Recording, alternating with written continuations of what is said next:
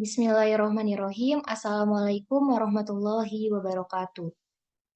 Saya Resti Faujiah dengan nomor NIM 2101588 dari Program Studi Administrasi Pendidikan Angkatan 2021. Di sini saya akan memaparkan hasil proposal saya yang berjudul Efektivitas Kepemimpinan Pendidikan di Madrasah Alia Al-Muthohar Pleret Purwakarta. Di sini ada bab 1 yang menjelaskan tentang latar belakang, yang dimana efektivitas kepemimpinan pendidikan belum banyak menjadi kajian dalam penelitian pendidikan, padahal kepemimpinan mempunyai peran penting dalam perbaikan mutu pendidikan, termasuk di sekolah. Kepemimpinan di dalam dunia pendidikan, terutama di sekolah, tidak harus dipegang oleh kepala sekolah sebagai policy maker untuk mengarahkan semua yang ada di dalam sekolah tersebut, namun juga dapat dipegang oleh orang-orang yang menjadi pemangku kebijakan yang ada di sekolah. Untuk memiliki kepemimpinan yang baik, tidak hanya mampu mempengaruhi, memberi tauladan, dan mendorong ke arah perbaikan kualitas kerja petugas-petugas penyelenggaraan pendidikan pengajaran, dan sebagainya. Namun, kemampuan itu semata-mata berasal dari kelebihan-kelebihan tertentu yang ada pada pribadi dan perlengkapan pribadinya, dan bukan karena ia menduduki posisi-posisi pimpinan yang baik, karena pengangkatan dari pihak yang berwenang maupun karena dipilih secara resmi oleh kalangan kelompok kerjanya. Nah, dari beberapa penjelasan tentang efektivitas, dapat diketahui bahwa efektivitas di dalam suatu pelaksanaan program atau kegiatan sangat diperlukan untuk mencapai tujuan yang sudah direncanakan.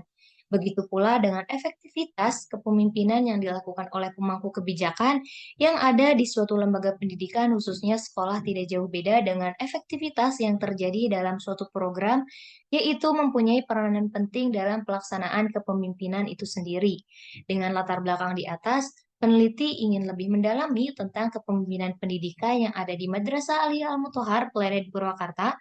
Kepemimpinan pendidikan ini bisa menjadikan sekolah tersebut menjadikan sekolah yang dulunya kurang diminati, sekarang menjadi sekolah swasta yang diminati peserta didik lulusan SMP yang pada akhirnya memang akan terjun ke dunia kerja. Dan selain itu, Madrasah Alia Al-Muthohar juga menjadi sekolah swasta pertama di Kabupaten Purwakarta yang memiliki sertifikat yang baik. Oleh karena itu, peneliti akan melakukan penelitian yang berjudul Efektivitas Kepemimpinan Pendidikan di Madrasah Alia Al-Muthohar, Kecamatan Pleret, Kabupaten Purwakarta, Jawa Barat. Nah, selanjutnya di sini ada batasan masalah. Berdasarkan identifikasi masalah di atas, agar pembahasan pada penelitian ini tidak terlalu luas, maka penelitian ini lebih difokuskan pada efektivitas kepemimpinan pendidikan di Madrasah Alia Al-Muthohar, Kecamatan Kabupaten Purwakarta, Jawa Barat. Adapun rumusan masalahnya, yang pertama, bagaimana sih efektivitas kepemimpinan pendidikan di Madrasah Ali Al-Muthohar Kecamatan Pleret, Purwakarta, Jawa Barat? Yang kedua, faktor apa saja yang mendukung dan menghambat efektivitas kepemimpinan pendidikan di Madrasah Ali Al-Muthohar Kecamatan Pleret, Purwakarta, Jawa Barat? Selanjutnya ada tujuan penelitian. Sesuai dengan rumusan masalah di atas, maka tujuan yang ingin diperoleh dalam melakukan penelitian ini adalah untuk mendeskripsikan yang pertama, efektivitas kepemimpinan pendidikan di Madrasah Alia Al-Muthohar Kecamatan Pleret, Purwakarta, Jawa Barat. Yang kedua, faktor yang mendukung dan menghambat efektivitas kepemimpinan pendidikan di Madrasah Alia Al-Muthohar Kecamatan Pleret, Purwakarta, Jawa Barat. Nah, selanjutnya di sini ada manfaat penelitian, yang dimana manfaat penelitian ini dibagi menjadi dua, ada manfaat teoritis dan ada manfaat praktis. Nah, di sini ada manfaat teoritis, penelitian ini diharapkan memiliki kontribusi untuk menambah wawasan dan konsep-konsep yang berkaitan dengan kepemimpinan pendidikan di sekolah. Hasil penelitian ini dapat dijadikan sebagai salah satu pijakan atau pedoman untuk mengembangkan penelitian-penelitian yang sejenisnya. Yang kedua ada manfaat praktis. Yang pertamanya ada manfaat bagi guru. Yang pertama, penelitian ini diharapkan memberikan pengaruh positif mengenai kepemimpinan pendidikan di sekolah. Yang kedua, meningkatkan kesadaran guru untuk ikut berpartisipasi dalam kegiatan yang berkaitan dengan kepemimpinan pendidikan di sekolah. Yang kedua, manfaat bagi sekolah. Yang pertama, sebagai bahan referensi sekolah untuk mengembangkan kebijakan melalui kepemimpinan pendidikan di sekolah. Yang kedua, sebagai pedoman untuk pengambilan kebijakan atau keputusan yang berkaitan dengan kepemimpinan pendidikan. Yang ketiga, ada manfaat bagi mahasiswa. Yang pertama, sebagai tambahan wawasan keilmuan di bidang pendidikan atau kepemimpinan pendidikan di sekolah. Yang kedua, sebagai sarana untuk mengaplikasikan teori yang telah diperoleh dalam perkuliahan. Yang ketiga, di sini ada bab 2, kajian teori yang menjelaskan tentang pengertian efektivitas. Efektivitas berasal dari kata efektif yang mengandung pengertian keberhasilan mencapai tujuan yang telah direncanakan. Efektivitas juga selalu dikaitkan antara hubungan hasil yang telah direncanakan dengan hasil yang dicapai. Efektivitas berkaitan dengan terlaksananya semua tugas, tujuan, ketetapan waktu dalam menjalankan tugas dan adanya partisipasi aktif dari anggota. Itu menurut E. Mulyana tahun 2007 nomor 82. Adapun menurut Abdurrahmat tahun 2003 nomor 92, efektivitas adalah pemanfaatan sumber daya, sarana dan prasarana yang secara sadar telah ditetapkan sebelumnya untuk menghasilkan sejumlah pekerjaan tepat pada waktunya. Selanjutnya ada pengertian kepemimpinan. Terdapat definisi lain dari Bas and Bas tahun 2011 nomor 25 mempunyai pendapat mengenai kepemimpinan. Kepemimpinan merupakan interaksi dua orang atau lebih dalam suatu kelompok terstruktur atau struktur ulang terhadap situasi persepsi dan harapan anggota. Dua orang itu merupakan pemimpin dengan bawahannya, keduanya atau lebih menyamakan persepsi dan harapan agar memiliki pola pikir, pola sikap, dan pola tindakan yang sama dalam memenuhi harapan bersama. Definisi kepemimpinan menurut Bas and Bas tersebut didapatkan kesimpulan tentang kepemimpinan yaitu sesuatu hubungan atau interaksi di dalam suatu organisasi yang dilakukan oleh beberapa orang di dalamnya terdiri dari pemimpin dan anggotanya untuk mencapai tujuan dengan cara menyamakan semua persepsi yang akan menunjang tercapainya tujuan yang telah ada. Adapun di sini ada pengertian pendidikan.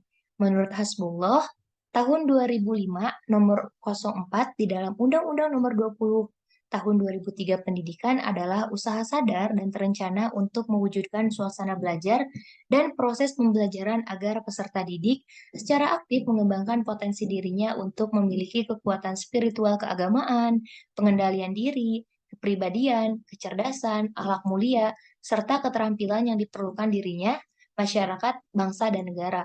Dari definisi di atas, maka peran pendidikan di dalam mewujudkan tujuan pendidikan yang ada di Indonesia sangatlah penting.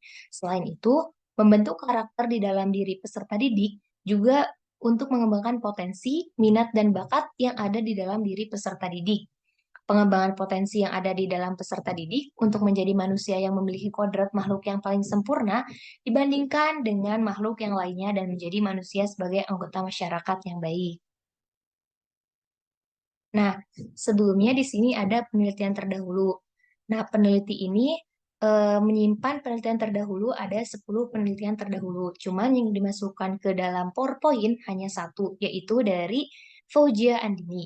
Nah, penelitian relevan yang berkaitan dengan kepemimpinan ini dilakukan oleh Kak Fauziah Andini tahun 2012 dengan judul Pengaruh Kepemimpinan Kepala Sekolah Terhadap Kohesitivitas Guru SMP Negeri di Kota Yogyakarta. Nah, penelitian ini menjelaskan bahwa kepemimpinan kepala sekolah di dalam sekolah sangatlah penting untuk menunjang tingkat kohesitivitas guru di SMP Negeri di Kota Yogyakarta. Nah, adapun hasil dari penelitian ini menunjukkan sebagai kepemimpinan dari kepala sekolah SMP negeri di Kota Yogyakarta rata-rata sudah kuat. Nah, yang kedua, terdapat pengaruh kepemimpinan kepala sekolah terhadap kohesitivitas guru SMP negeri di Kota Yogyakarta dengan sumbangan efektif sebesar 26,8%. Nah, selanjutnya di sini ada kerangka berpikir, yang dimana kerangka berpikir ini yang pertamanya pasti dari sekolah. Nah, sekolah itu pasti yang pertamanya ada dari komite, kepala sekolah, wakasek, guru. Nah, turunlah ke strategi kepemimpinan. Nah, dari strategi kepemimpinan ini mempunyai implementasi yang memiliki dua faktor. Yang pertama ada faktor pendukung, yang kedua ada faktor penghambat, yang dimana dari segi faktor ini pasti mempunyai solusi, yaitu solusinya ada kepemimpinan efektivitas. Nah, selanjutnya di sini ada bab 3 yang menjelaskan tentang metode penelitian. Metode dan pendekatan penelitian Yang digunakan dalam penelitian ini adalah pendekatan kualitatif. Berdasarkan permasalahan yang diajukan dalam penelitian yang lebih mengutamakan pada masalah proses, makna, pemahaman, interaksi, dan persepsi, itu menurut Bogdan dan Taylor, Lexi J. Moleong, tahun 2009 nomor 4. Metode penelitian kualitatif merupakan prosedur penelitian yang menghasilkan data deskriptif berupa kata-kata tertulis atau lisan dari orang-orang tertentu melalui perilaku yang dapat diamati.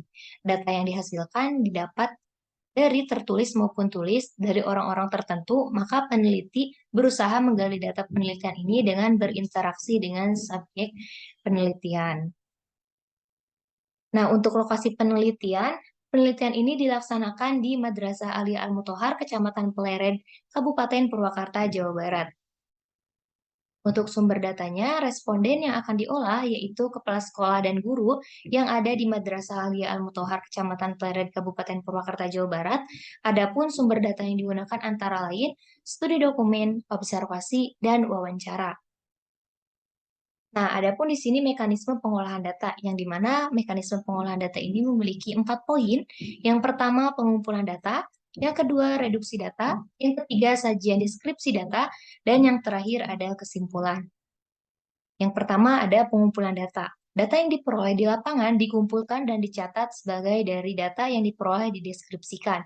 Selanjutnya dibuat catatan refleksi, yaitu catatan yang berisi komentar, pendapat atau penafsiran peneliti atas dasar yang diperoleh dari lapangan. Yang kedua, reduksi data. Memilih dua data yang relevan, penting, dan bermakna, dan data yang tidak berguna untuk menjelaskan apa yang menjadi sasaran analisis. Lalu menyederhanakan dengan fokus klasifikasi dan abstraksi data.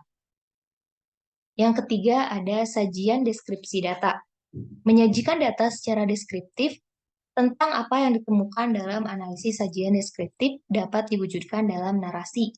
Alur sajiannya sistematik. Dan yang terakhir ada kesimpulan. Penarikan kesimpulan dari verifikasi merupakan upaya mencari makna dan komponen-komponen data yang disajikan dengan mencermati pola-pola, keteraturan, penjelasan, konfigurasi, dan hubungan sebab akibat.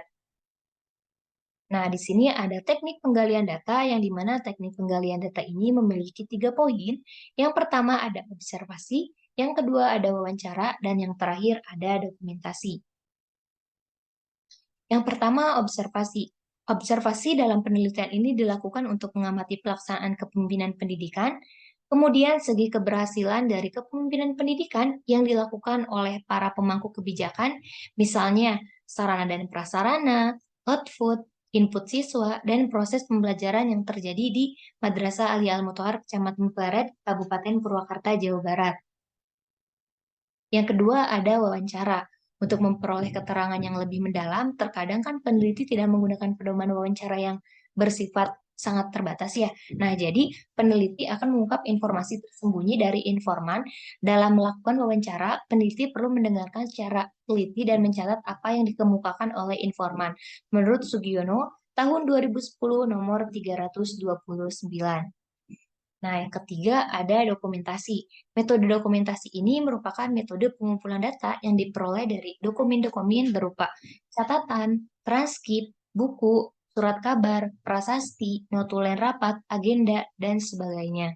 Kemudian pemaparan dari hasil proposal yang telah saya buat, apabila ada kata-kata yang kurang atau kata-kata yang emang kurang enak didengar, mohon dimaafkan. Wabillahi taufiq wa hidayah. Wassalamualaikum warahmatullahi wabarakatuh.